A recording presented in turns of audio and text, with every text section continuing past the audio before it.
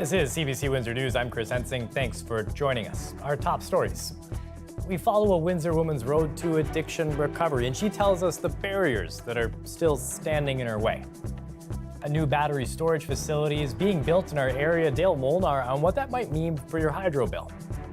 And 20 years of knitting caps for newborns. We meet the group behind these little hats made with love. An electrical energy storage facility is coming to the outskirts of Tilbury. It will generate more than 100 jobs during construction, and in the long term, the province says it should slow the pace of rising rates. Dale Molnar has more.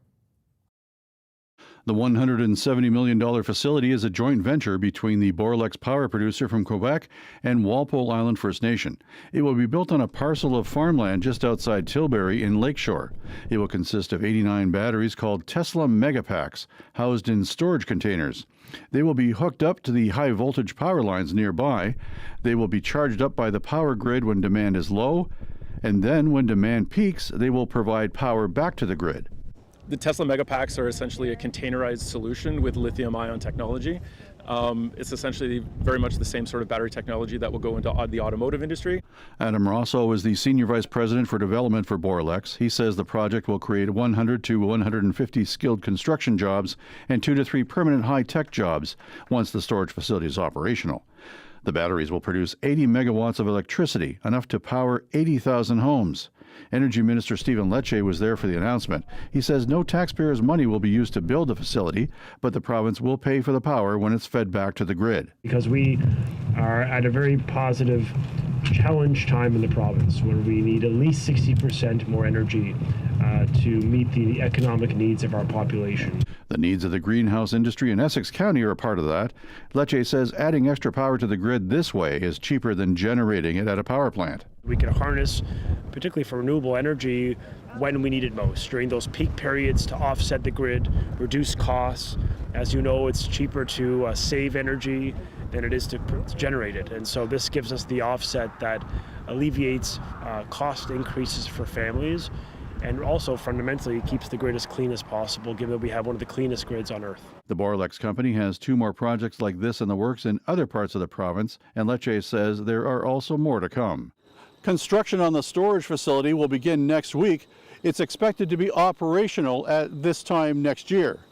Dale Molnar, CBC News, Lakeshore. Drugs, guns, and cash. It's what the OPP seized from a house in Tecumseh. 2 people arrested in connection to those seizures. Officers found approximately $20,000 worth of cocaine on site, $120,000 in cash, and 4 handguns as well. One of those were loaded. The 2 individuals are facing several charges, including possession for the purpose of drug trafficking. We talk a lot about people's struggles with addictions in Windsor. Our Jennifer LaGrassa met one woman who says the barriers that she faces in recovery come after treatment. I want you to meet Jennifer Capinelli. She's always lived in Windsor and has spent years working at Caesars Casino. She enjoys just a few cups of coffee in the morning and spending time with her family. At 45 years old, she's still trying to figure out who she is. That's because she spent more than half of her life addicted to drugs, mostly cocaine. When I first met Capinelli in August, she didn't want to go on camera or share her name. She was waiting to get into a treatment facility and was trying to stay sober. When I wake up in the morning, it's like a war in my head, the first thing I think of still is to pick up. But she's done that before and knows it never ends well. She's been in and out of treatment 4 times. I met up with Capinelli earlier this week. She just left treatment again and is hoping this is her last time. She's decided to own her story in the hopes that it helps others. Yes, it's been difficult. It's been very difficult, but I'm more optimistic now, and I do what I need to do for myself. Part of her struggle with recovery has been leaving treatment and going back to the home where she has used drugs or overdosed. You can't go from treatment, just boom, out into the world. It's too much of a shock for the system, and you break down, you can't handle it. It's why she wants there to be more options for women post-treatment. like transitional housing, where someone could stay for up to a year, get support from counselors, help finding a job, or regaining custody of their kids. Right now, Windsor doesn't have too many of those available. There's at least a dozen spots between recovery centers in the region. Addiction doesn't really follow a linear course, and always patients are at risk of relapse following being at an inpatient facility. Dr. Tariq El-Sai runs an addictions clinic in downtown Windsor. Doing any sort of stint inpatient sets you up for success, but that needs to be carried over with long-term sort of follow-up. But the journey looks different for everyone, so the time it takes and the supports needed will vary. This week, Windsor's health leaders said that they are applying to the province for an addictions recovery hub. This would bring more transitional housing to the region. Jennifer LaGrassa, CBC News, Windsor. Have you fallen in love with downtown Windsor? If not, it could happen this weekend. A series of events are planned to draw people into the city's core, including a concert by the Windsor Symphony Orchestra that'll take place in an unusual setting, the Pellisher Street parking garage. The Windsor Symphony will perform for an hour, a concert in the bottom level of the garage. So it'll be covered. So even if it's raining a little bit, doesn't matter. It's totally dry and covered. And the acoustic there, it turns out, is really pretty spectacular. The Windsor Symphony turns garage band. You can catch that concert tomorrow night at 6 p.m. The next story, literally one of warmth. For more than 2 decades, a group of local seniors have spent hundreds of hours knitting thousands of tiny little hats, all to keep local newborns warm. Hi, I'm Sheila Blair Mosley. I'm with the Rotary Club of Windsor Roseland, and I coordinate our Knitting for Newborns program. We committed 20 years ago to knit hats for all the newborns at the hospital. My naivety, I never had any idea that over 4,000 babies a year were being born at the hospital. It was set up to encourage seniors to have a reason to connect to the community, and there's nothing like babies and old people. That's a match made in heaven. We always have a steady supply of babies, and we have a steady supply of old people. As soon as a baby is born, they're moving from an environment of 98.6 into probably 72 to 74. That big drop in temperature is tough on the little guys, so they plop a hat on them as soon as they come into the world. I'm Giselle Sege. I've worked at Windsor Regional Hospital for over 20 years. Windsor Regional was reporting about 5,000 births a year. The 20 or so knitters that we have right now, I think they managed to knit double that. And nothing goes to waste, by the way, in case you're wondering, well, you have a lot more hats than babies. Some years that's true. We support some of the physicians who do work internationally. We send some to Ghana. It's a fun thing to be able to give a baby something, you know, right from the hospital. Parents are thrilled to have them, especially during COVID when there was no visitors. It was a very joyous time and they didn't have a whole lot of people to celebrate. It was a message from the community that we were out here and we cared about them and their baby.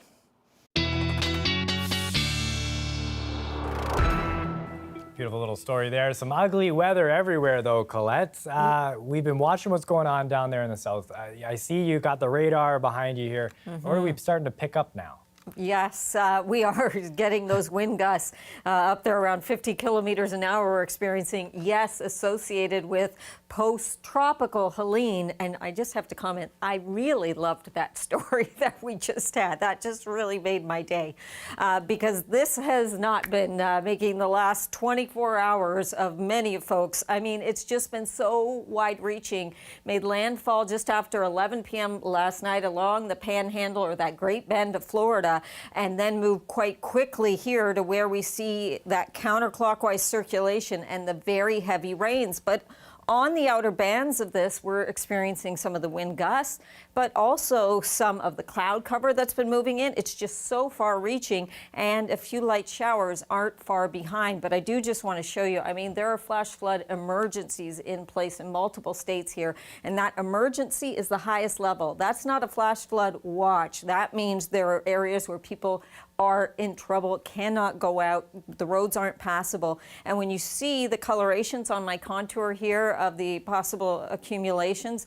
We're talking over 100 millimeters, well over in some of these cases. I'll just pop a few communities on that you would be familiar with, like Nashville, over 110 millimeters, and that's as we go towards just lunchtime tomorrow. So bringing it back here at home, current temperature is 22 degrees. Yes, it's a tropical system that's pretty close by, but the humidity, yeah, there's a little bit. It feels like about 25. It's more these winds that we're experiencing, and they'll continue to gust. I'll show you the forecast there in a moment. And you see just how close some of these outer bands are too, not just the cloud cover, but getting into some of this precipitation, which will be generally lighter and scattered. Now, locally, there could be the odd thunderstorm that bubbles up, or you see that flash of lightning, but we do tend to stay on the outskirts of this. So is it going to ruin your weekend plans? No, but there may be a few periods like tomorrow from lunch to, you know, the later afternoon where you have to kind of dodge things.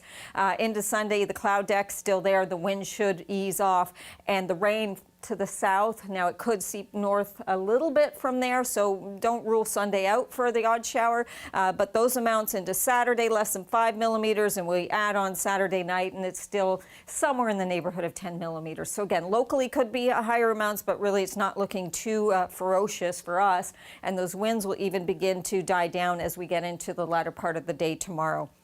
For your temperatures, though, overnight tonight, 17 to 18 degrees, you know, nearly steady in here. 22 for tomorrow, 23. Don't let these icons fool you. I know it looks like a rain out both days, just letting you know the chance is there. But more so than anything, it's going to be some of the cloud cover that we'll be experiencing, and that breeze certainly tonight. Yeah, no, and just seeing those numbers next to Nashville, Charlotte, my gosh, just trying to imagine all that. Yes, and so widespread there, right? Yeah, it's big. All right, well, thanks, Colette. Enjoy your weekend. Thank you, you too. We take a live look outside. Relative calm here, but we will take you on the ground where this storm has hit next.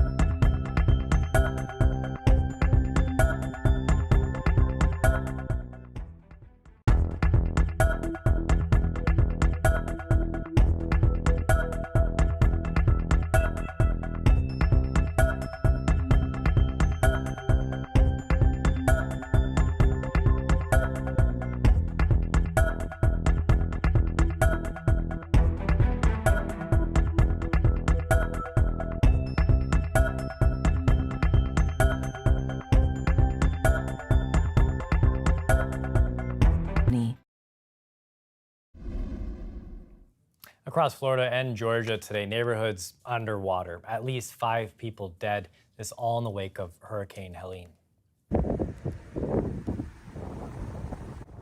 Let's take a look at that. It came ashore along the Florida Panhandle last night. Winds hitting 225 kilometers an hour. Water rescues in the thousands. Trees uprooted. Boats, as you see there, pushed ashore on front lawns. 4 million homes and businesses lost power. Today, Helene dumped flooding rains on North and South Carolina ahead of this storm. Insurers said that they were bracing for losses that could possibly reach $6 billion. Israel says it has carried out what it is calling a precise strike against Hezbollah leadership in Lebanon. It targeted the group's headquarters in a suburb of Beirut.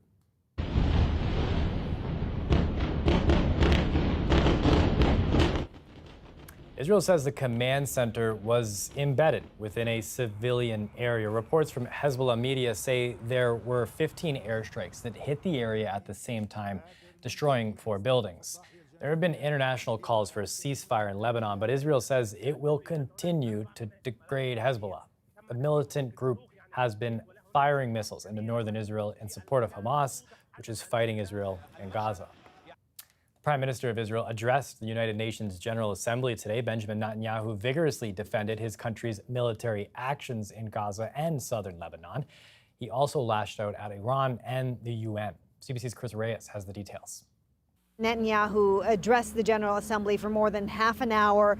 In the audience, families of hostages still being held in Gaza. Prime Minister Netanyahu promised to spare no effort in bringing those hostages home. That got a big applause. For those families, for his country's very existence, Netanyahu was defiant in justifying military operations in the region. As long as Hezbollah chooses the path of war, Israel has no choice, and Israel has every right to remove this threat and return our citizens to their homes safely. And that's exactly what we're doing. Netanyahu saved his sharpest accusations for Iran, calling its aggression a curse on the Middle East, one he's determined to fight against at all costs. I have a message for the tyrants of Tehran. If you strike us, we will strike you. There is no place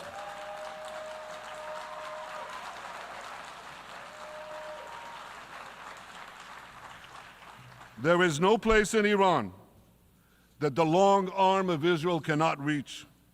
And that's true of the entire Middle East. Netanyahu called on the global community to fight against Iran and to realize the potential of peace in the Middle East. He did this as he launched into an angry tirade against the United Nations. The singling out of the one and only Jewish state continues to be a moral stain on the United Nations. It has made this once respected institution contemptible in the eyes of decent people everywhere. But for the Palestinians, this UN House of Darkness is home court. They know that in this swamp of anti-Semitic bile, there's an automatic majority willing to demonize the Jewish state. Netanyahu's speech comes one day after Palestinian Authority President Mahmoud Abbas called on the United Nations to host a peace summit to restart the two-state solution. Chris Reyes, CBC News, New York. Do you remember the implosion of the Titan submersible? There's hearings underway. Today is the last day, and we take you there to hear testimony. That's next.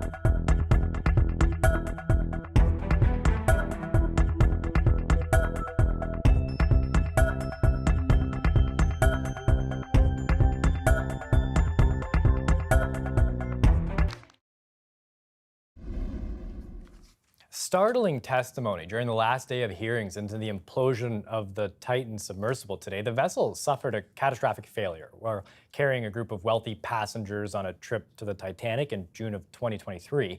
Well, a former employee of the Titan's owner, which is OceanGate, raised concerns about operating without a Coast Guard inspection. And he says the company's CEO told him, quote, he'd buy a congressman. CBC's Heather Gillis reports. After 9 days of witness testimony, hearings into the Titan submersible's implosion, more than 3 kilometers underwater, are now over. But not before one last round of shocking testimony. Today, former OceanGate employee Matthew McCoy told the hearing he was concerned Titan wouldn't be inspected by the Coast Guard and that the company was skirting rules to get paying passengers aboard its subs.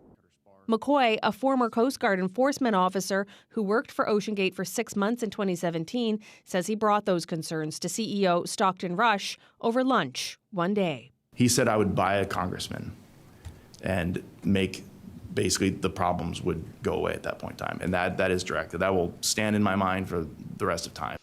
McCoy says he was aghast and quit the next day. And we brought this team together, frankly, because OceanGate was operating without a plan. The U.S. Coast Guard captain who led the search and rescue mission for Titan also took the stand today. Jamie Fredericks says when the distress call came in, the U.S. Coast Guard had aircraft already in St. John's for International Ice Patrol, a program set up, coincidentally, in the wake of the Titanic's sinking. He got them searching right away. He says they mobilized 70,000 pounds of equipment to St. John's in mere days, all for the deep diving ROV they needed to search the ocean floor. The international efforts to find the sub, he says, were unprecedented. Then, investigators dropped this piece of evidence. During questioning last year, the captain of the Polar Prince said in hindsight, he thought he felt the ship shudder around the same time Titan communications were lost. Info, Fredericks says, would have changed things. That's the first I've seen that. My initial reaction is if that was information they have, to me personally, it'd be unconscionable that they would not share that with the unified command. It certainly would have been information that could have had a drastic impact on the search efforts. Meanwhile, the U.S. Coast Guard's next step is to comb through a mountain of evidence and prepare a report to try to prevent something like this from happening again. The Transportation Safety Board in the U.S. is also going to do a report, and they are going to try to pinpoint the probable cause of the implosion. In this country, the Transportation Safety Board here is also writing a report, but they can't say when it'll be done. Heather Gillis, CBC News, St. John's. She captivated audiences around the world on the stage and on the screen. Actor Maggie Smith died early this morning. She was 89. She's being remembered as someone whose career spanned genres and generations. CBC's Sam Sampson reports. From casting spells to throwing shade. So put that in your pipe and smoke it. Dame Maggie Smith stole every scene. Do your duty to our school! For younger audiences, Smith was best known as Professor Minerva McGonagall. I've always wanted to use that spell. In the Harry Potter films. She brought a book with her that should keep her occupied. And Violet Crawley, the spunky Dowager Countess of Grantham, a role that catapulted her to fame. I led a perfectly normal life until Downton Abbey. Life was fine. Nobody knew who the hell I was. But Smith's career spanned decades. I am a teacher. I am a teacher first, last, always. Do you imagine that for one instant I will let that be taken from me without a fight? She won 2 Oscars, including Best Actress for the prime of Miss Jean Brodie. She was equally at home on stage. During 4 seasons at the Stratford Festival in Southern Ontario, Smith wowed audiences in dramatic roles, including Shakespearean characters like Lady Macbeth. A true actor's actor, she refused to quote the play outside the sacred walls of a theatre. It was a line that I never ever could learn. I should have looked it up, except that it's not a good thing to quote it, isn't it? It's just an impossible thing. But we're not in the theatre, see. I still wouldn't mess with it. The dark spirits are out. Stratford staff say they still share stories of Smith's talents and her impact. Her ability to make verse come to life, help us understand the human situation in such a clear, in many ways unforgiving, but beautifully helpful way, is something that I think will endure. We love it. And therefore she made the festival stronger, and she also made us understand each other better. I do not do anything merely. Her stage presence earned her a Tony Award in 1990, but the prestige did not end there. Smith received several honorary awards for her work in the arts, even from royalty. Queen Elizabeth II made Smith a dame in 1990. Enjoying ourselves, are we? A career of performances to be loved for years to come. Sam Sampson, CBC News, Edmonton. Love the little bits of wit inside of that pack there, too. We end with an update on the economy. Statistics Canada says the GDP report today showing growing in the GDP by about 2% there. Stats Canada's early August estimate indicates the growth has flattened. It says that's because of weakness in manufacturing and transportation. It's reporting strong growth in oil and gas and in the public sector. This all leaves analysts expecting another interest rate cut late in October. Now, before that comes StatsCan's next set of job numbers. Well, that's due in 2 weeks. That's it for CBC Windsor News. Don't forget, for news anytime, you can go to the website, cbc.ca/Windsor. Download that CBC News app as well. Get the stories you want when you want them. Thanks so much for watching. Have a good weekend.